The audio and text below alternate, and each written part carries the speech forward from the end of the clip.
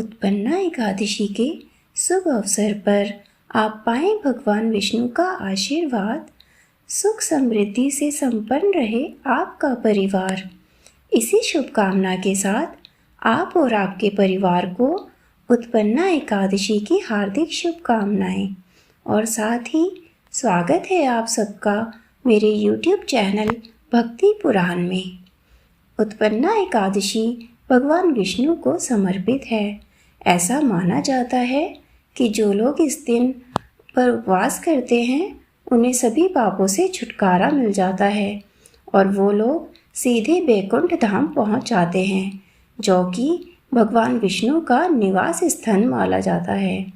इस दिन भगवान विष्णु के साथ माता एकादशी की भी पूजा की जाती है। पुराणों के अनुसार ऐसी मान्यता है कि इस दिन भगवान विष्णु की शक्तियों में से एक देवी एकादशी ने उत्पन्न होकर राक्षस मोर का वध किया था। इसलिए इस एकादशी को उत्पन्ना एकादशी के नाम से भी जाना जाता है। उत्पन्ना एकादशी का बाकी सभी एकादशी से विशेष महत्व है। भगवान विष्णु को एकादशी तिथि खास प्रिय है। इस व्रत को रखने से इस जन्म के साथ साथ पिछले जन्म के पाप भी नष्ट हो जाते हैं। उत्पन्ना एकादशी को लेकर एक कथा काफ़ी प्रचलित है। यह कथा भगवान कृष्ण ने स्वयं युधिष्ठिर को सुनाई थी, जो इस प्रकार है। सतयुग के समय में एक भयंकर असुर ने जन्म लिया था, जिसका नाम मोर था। वह राक्षस बड़ा ही बलवान और शक्तिशाली था। उस प्रचंड राक्षस ने इंद्र, आदित्य, वसु, वायु, अग्नि सभी देवताओं को पराजित कर इंद्रलोक से निकाल दिया था। जिसके बाद इंद्र समेत सभी देवतागण भगवान शिव के पास पहुँचे।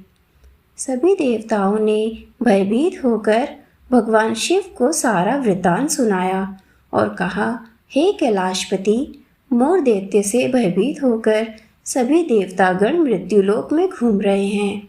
यह सुनकर भगवान शिव ने कहा, हे देवताओं, आप सब लोग तीनों लोकों के स्वामी, भक्तों के दुखों का नाश करने वाले भगवान विष्णु की शरण में जाओ। वह निश्चित ही तुम्हारे सभी दुखों का निवारण करेंगे। भगवान शिव के वचनों को सुनकर सभी देवतागण क्षीर सागर में पहुँचे और भगवान विष्णु से कहा कि हे मधुसूदन, आप हमारी रक्षा करें। हे भगवान, दैत्यों ने हमको जीतकर हमें स्वर्ग से बाहर निकाल दिया है। कृपया आप उन दैत्यों से हम सबकी रक्षा करें। इंद्र के ऐसे वचनों को सुनकर भगवान विष्णु कहने लगे, हे इंद्र, ऐसा मायावी दैत्य कौन है जिसने सब देवताओं को जीत लिया है? उसका नाम क्या है? वह कितना बलवान है और किसके आश्रय में है तथा उसका स्थान कहाँ है? यह सब मुझसे कहो। ये सुनकर इंद्र बोले, हे भगवान, प्राचीन काल में नाड़ीजंग नामक एक राक्षस था। उसके महापराक्रमी और जग विख्यात मोर नाम का एक पुत्र पैदा हुआ। उसकी नगरी का नाम चंद्रावती है। उसी ने सब देवताओं को स्वर्ग से निकालकर वहां अपना अधिकार जमा लिया है। उसने इंद्र समेत अग्नि, वरुण, यम, वायु, ईश, चंद्रमा सबके स्थानों पर अपना अधिकार कर लिया है। वह स्वयं ही सूर्य बनकर प्रकाश करता है और स्वयं ही मेघ बन बैठ जाता है। वह सबसे अजेय है। हे असुर निकंदन, उस दुष्ट का संहार कर देवताओं को अजेय बनाइए। यह वचन सुनकर भगवान विष्णु ने कहा, हे देवताओं, तुम चंद्रावती नगरी जाओ। मैं शीघ्र ही वहां आकर उस राक्षस का संहार करूंगा। इसके बाद भगवान सहित सभी देवताओं ने चंद्रावती नगरी की ओर प्रस्थान किया। उस समय दैत्य मोर अपनी सेना के साथ युद्ध भूमि में गरज रहा था। जब स्वयं भगवान विष्णु रणभूमि में आए तो उस दैत्य ने उन पर भी अस्त्र शस्त्र लेकर प्रहार कर दिया। तब विष्णु भगवान ने उन्हें सर्प के समान अपने बालों से भेद दिया। युद्ध के दौरान बहुत से दैत्य मारे गए, लेकिन मोर का बाल भी बांका न हुआ। वह अविचल भाव से भगवान के साथ युद्ध करता रहा।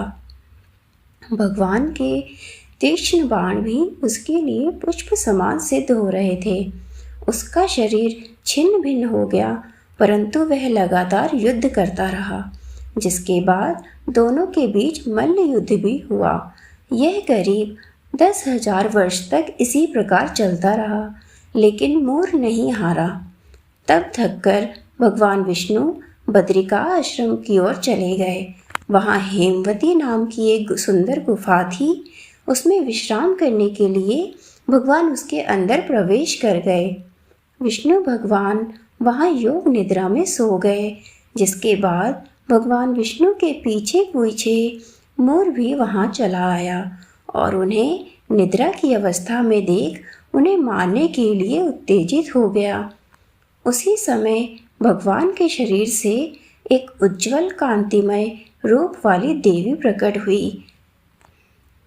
देवी ने उस असुर को युद्ध के लिए ललकारा और उससे युद्ध कर तत्काल ही उसे मौत के घाट उतार दिया।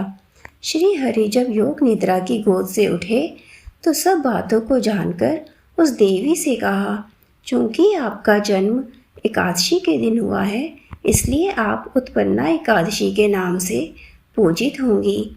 मेरे भक्त आपकी भी पूजन करेंगे और तभी से एकादशी का व्रत करने की परंपरा शुरू हो गई। इसके साथ ही उत्पन्ना एकादशी की कथा अब समाप्त होती है। अगर आपको कथा अच्छी लगी हो तो वीडियो को लाइक और चैनल को सब्सक्राइब जरूर करें। साथ ही बेल आइकन को दबाना ना भूलें।